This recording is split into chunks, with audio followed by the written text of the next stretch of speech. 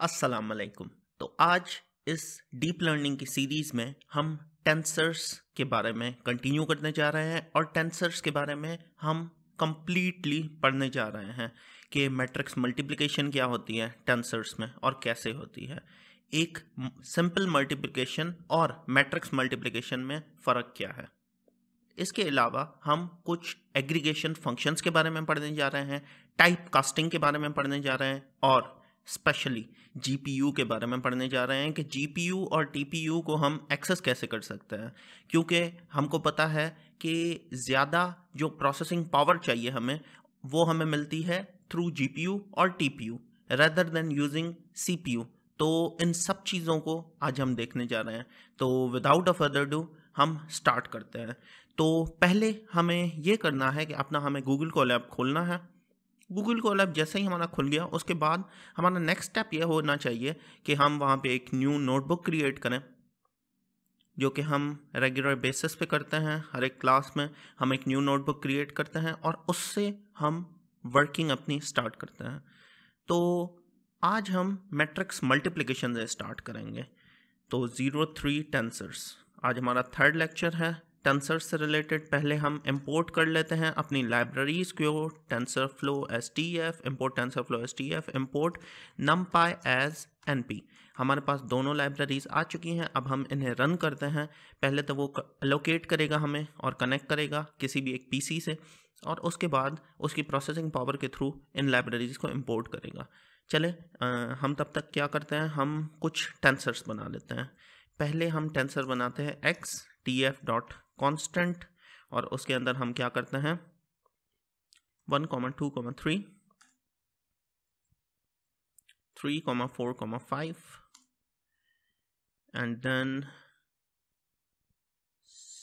5, 6, 7, और इनके ऊपर आ जाएगी हमारी ब्रैकेट। तो ये हमारा 3x3 का एक टेंसर बन जाएगा। उसके बाद हम क्या करते हैं, एक y वेरिएबल क्रिएट करते हैं जिसके अंदर हम tf डॉट कॉन्स्टेंट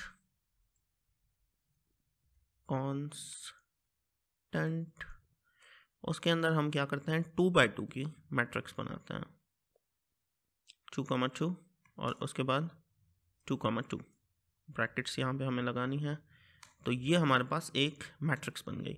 अब मैट्रिक्स की मल्टीप्लिकेशन कैसे होगी, मैट्रिक्स मल्टीप्लिकेशन से पहले हमें दो चीज़ों के बारे में पता होना ज़रूरी है।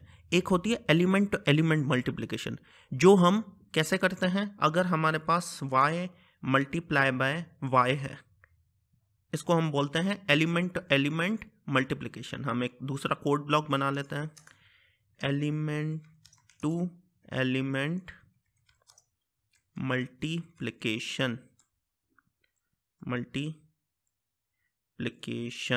यस। तो एलिमेंट टू एलिमेंट मल्टीप्लिकेशन कैसे होती है, पहला एलिमेंट पहले मैट्रिक्स का उठाया, ये हमारे पास एक कंप्लीट मैट्रिक्स है 2x2 का, जिसमें हमारे पास 2, 2, 2 एंड 2 है। ये हमारे पास दूसरा मैट्रिक्स आ गया 2, 2 एंड 2 एंड 2। ठीक है, पहला एलिमेंट पहले से मल्टीप्लाई होगा, ये हमारे पास पहले की वैल्यू आ गई 4। दूसरा एलिमेंट दूसरे के साथ मल्टीप्लाई होगा, इसकी वैल्यू क्या आ गई 4। तीसरा तीसरे के साथ, चौथा चौथे के साथ। ये इसका सिंपल कॉन्सेप्ट है एलिमेंट बाय एलिमेंट मल्टीप्लिकेशन की।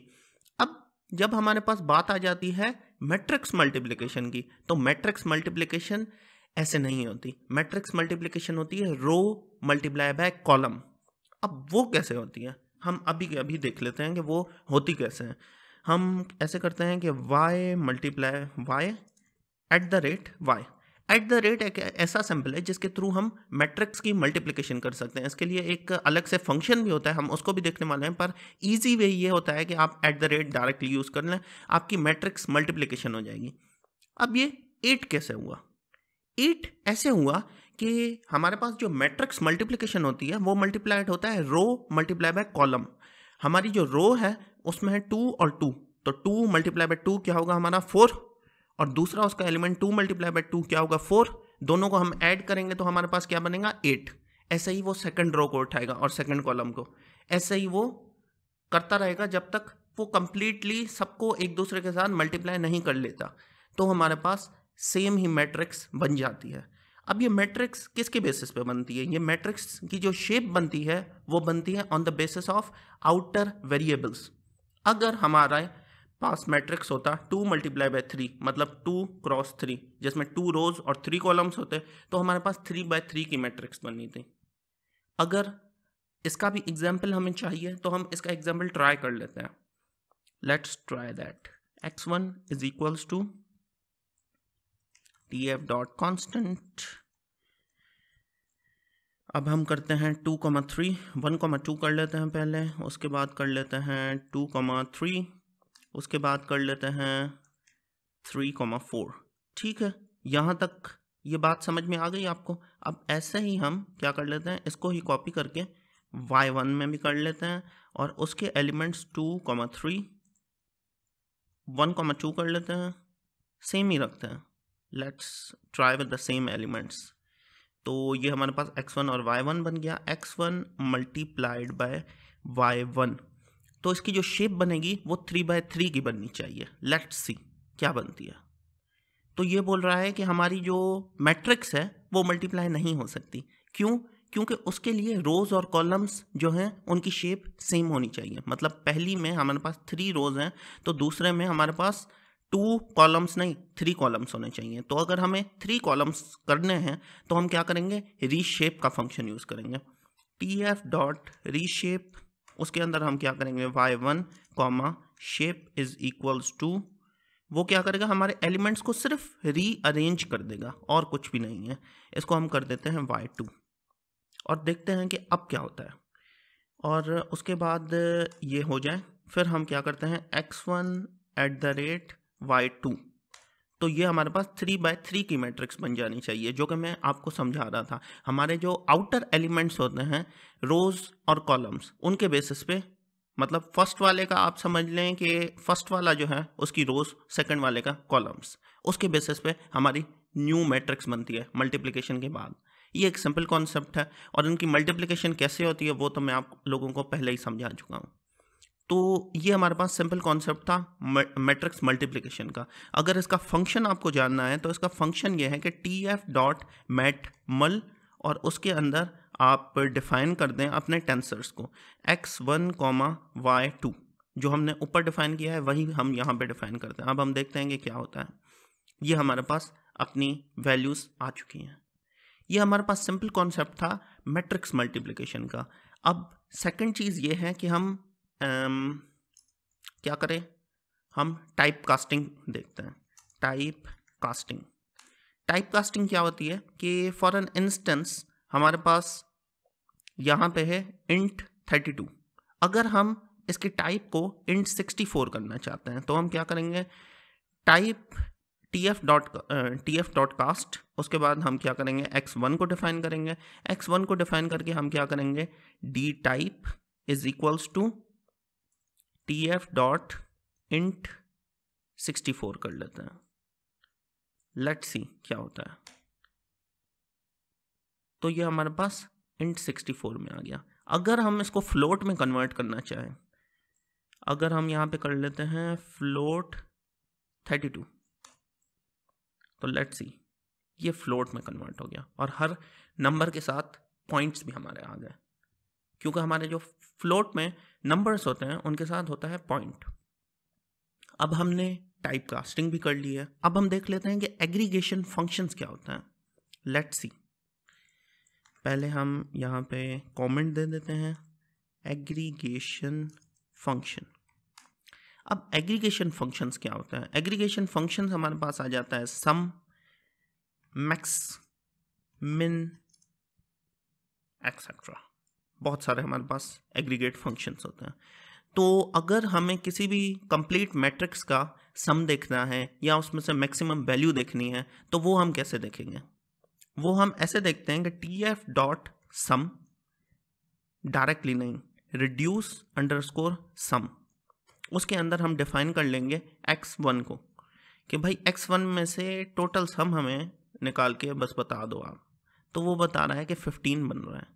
अगर हम इसको करके देखें तो यहाँ पे हमारे पास जहाँ पे हमने x1 को बनाया था हम वहाँ पे चलते हैं और हम वहाँ पे देखते हैं कि इसका सम क्या होगा। x1 x1 x1, ये रहा x1, 1 और 2 कितने हुए 3, 3 और 2 5, 5 और 3 8, 8 और 3 11, 11 और 3 11 और 4, हमारे पास टोटल बनते हैं 15, जो कि हमारे पास यहाँ पर आ चुका है। तो हम ऐसे फंक्शंस भी यूज़ कर सकते हैं। अब हम क्या करते हैं, रिड्यूस मैक्स, मैक्सिमम वैल्यू क्या है, मैक्सिमम वैल्यू हमारे पास थी 5। अब हम क्या करते हैं, यहाँ पे अपने x1 को डिफाइन करते हैं और देखते हैं कि क्या होता है। ये हमारे पास बता रहा है कि हमारे पास मैक्सिमम वैल्यू 4 है। यस, हमारे पास मैक्सिमम वैल्यू 4 ही थी। I got it wrong. तो यहाँ पे मैंने कौन सी मिस्टेक की, ये आपको मुझे कमेंट सेक्शन में बताना है कि यहाँ पे मैंने कौन से नंबर की मिस्टेक की। सो मैं आपको दिखा भी देता हूँ कि यहाँ पे मैक्स वैल्यू जो है x1 में 4 है। ठीक है, अब हम चलते हैं नीचे और यहाँ पे मिनिमम वैल्यू देखते हैं कि इस फंक्शन के अंदर मिनिमम वैल्यू क्या है। tf डॉट रिड्यूस अंडरस्कोर मिन, तो इसके अंदर मिनिमम वैल्यू क्या होगी, मिनिमम वैल्यू इसके अंदर होगी 1, क्योंकि वही उसके अंदर मिनिमम वैल्यू है। अब हम क्या करते हैं, अब हम वेरिएंस और स्टैंडर्ड डेविएशन को देखने की कोशिश करते हैं। tf dot reduce std x1। अब यहाँ पे मसला हो सकता है, क्यों, क्योंकि standard deviation most of the time float में होती है, तो वो चाहता है कि जो मैट्रिक्स भी मुझे मिल रही है उसका डेटा टाइप फ्लोट होना चाहिए। तो लेट्स सी क्या होता है। पहले ये बोल रहा है कि इसके पास ऐसा कोई एट्रीब्यूट ही नहीं है। क्यों, क्योंकि ये एक हमारे पास मैथ फंक्शन होता है उसके अंदर होता है, तो हम मैथ फंक्शन लगा लेते हैं। अब ये बोल रहा है कि input must be either real और कॉम्प्लेक्स रिसीव्ड इंटीजर टाइप। तो जो बात मैं आपको बोल रहा था, tf डॉट के ये चाहता है कि हमारे पास फ्लोट में टाइप आना चाहिए, तो हम इसको कन्वर्ट कर लेते हैं with the help of type casting, float 32। अब ये हमारे पास डायरेक्टली आंसर दे देगा, इसने हमें बता दिया है आंसर। अब हम इसी को ही कॉपी करते हैं और यहाँ पे पेस्ट करते हैं और वेरिएंस देख लेते हैं, क्योंकि वेरिएंस में भी सेम ही एरर आना था, तो इसलिए हम उसे डायरेक्टली इसी तरीके से देख लेते हैं। अब हमने वेरिएंस को भी देख लिया। अब हम क्या करते हैं, अब हम ट्राई करते हैं कुछ न्यू चीज़ें। फॉर एन इंस्टेंस हमें मैक्स वैल्यू का इंडेक्स चाहिए, क्योंकि हमें most of the time weights देखने होते हैं और वेट्स मेंशन्ड होते हैं टेंसर्स के अंदर, तो हमें उनकी मैक्सिमम वैल्यू की इंडेक्स चाहिए होती है, या तो हमें मैक्सिमम वैल्यू खुद ही चाहिए होती है। तो वो हम कैसे फाइंड कर सकते हैं, तो उसके लिए हमारे पास फंक्शन होता है argmax to find the index of, हम इंग्लिश में क्यों लिख रहे हैं, भाईजान हाईएस्ट वैल्यू का पता बताओ। इंडेक्स को हम उसका पता ही बता देते हैं कि भाई इंडेक्स जो है वो उसका एड्रेस है सिंपली। अब हम क्या करते हैं, हम यहाँ पे tf dot arg max, maximum value भाईजान कौन सी है x1 टेंसर के अंदर, वो आप हमें बता दें।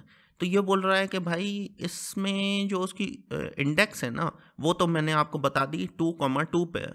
अब अगर हमें इंडेक्स नहीं चाहिए, अब हमें वैल्यू चाहिए, तो वो हम कैसे लाएंगे, यहाँ पे हम इसको डिफाइन करेंगे, तो ये हमें एरर दे रहा है कि भाई only integer slice and all. हम यहाँ पे डबल ब्रैकेट लगा के देख लेते हैं, तो ये हमें क्या देता है, फिर भी ये हमें एरर ही दे रहा है। तो अब हम क्या करते हैं, एक सिंपल सा मैट्रिक्स क्रिएट करते हैं और उसके थ्रू हम tf arg max और arg min दोनों को देखते हैं। arg min हमें क्या बताता है, मिनिमम वैल्यू बताता है।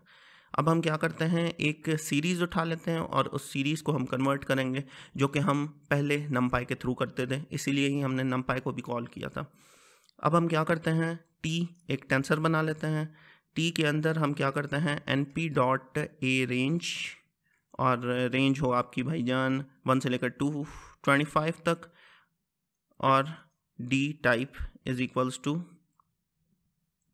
tf डॉट फ्लोट 32, और यहाँ पे t को प्रिंट कर दो। पर इसको कन्वर्ट भी कर देते हैं हम कांस्टेंट, ठीक है।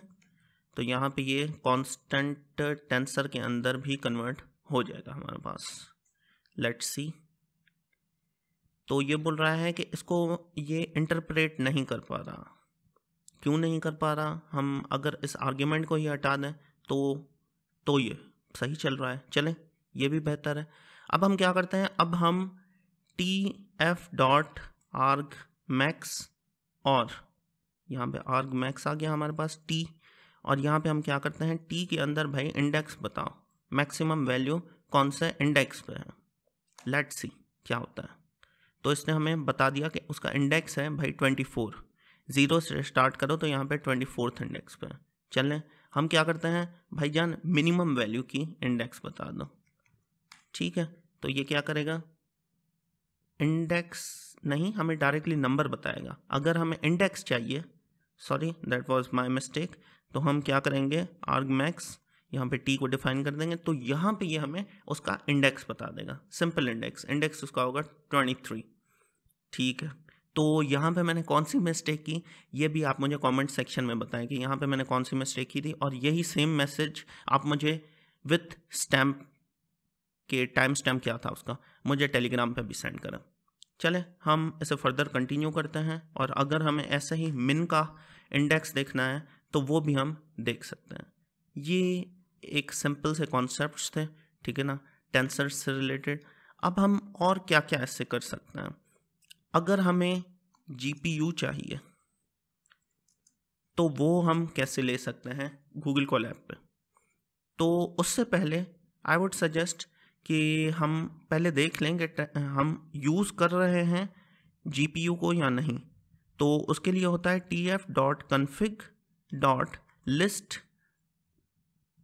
Physical devices.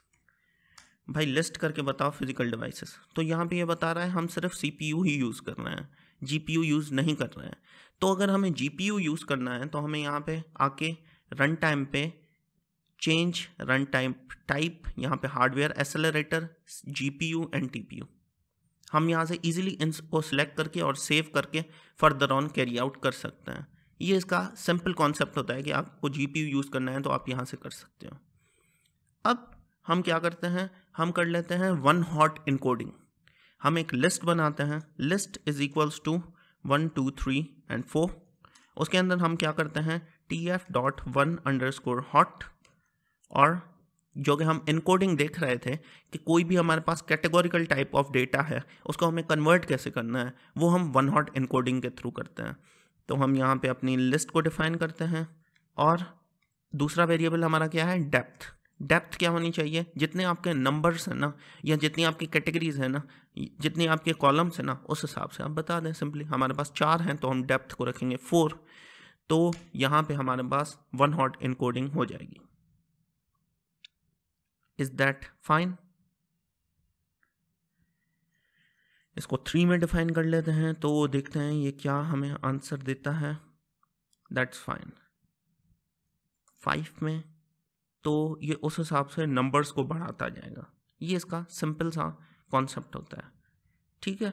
अब हम क्या करते हैं, अब हम इसमें एक और चीज़ लेकर आते हैं। क्योंकि यहाँ पे 1 डिफाइंड है तो ये उसको सही से गैस नहीं कर पा रहा, तो हम ऐसे कर लेते हैं, और यहाँ पे फिर हम देखते हैं 4।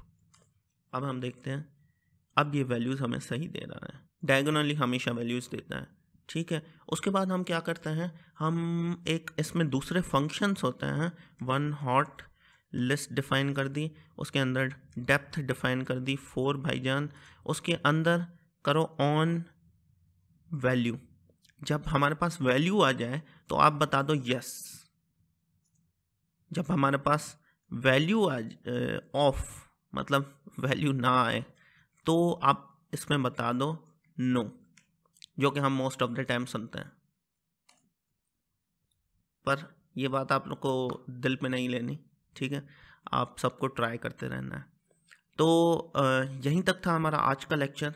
हम इंशाल्लाह मिलेंगे अगली वीडियो में, और अगली वीडियो से हम न्यूरल नेटवर्क्स देखने जा रहे हैं ऑन रिग्रेशन एंड क्लासिफिकेशन।